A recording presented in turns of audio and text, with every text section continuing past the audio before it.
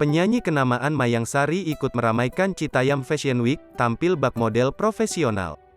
Gelaran Citayam Fashion Week memang tengah jadi pusat perhatian publik.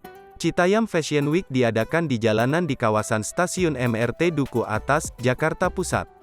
Banyak masyarakat memadati kawasan tersebut, mereka berjalan di atas zebra cross bak model profesional. Sederet artis pun juga sudah mengikuti fenomena tersebut. Salah satu di antaranya yaitu Mayang Sari, penyanyi kenamaan asal Purwokerto itu juga memamerkan aksinya saat meramaikan Citayam Fashion Week. Perempuan berusia 50 tahun itu, bagikan video pendek saat berjalan di atas zebra cross. Dalam video, Mayang Sari mengenakan dress lengan panjang.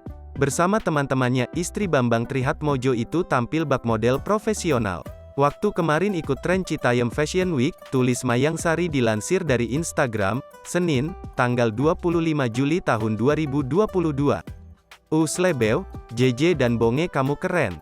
Tagar Citayam Fashion Week, sambungnya. Tak sedikit, teman artis ikut memberikan komentar di unggahan itu.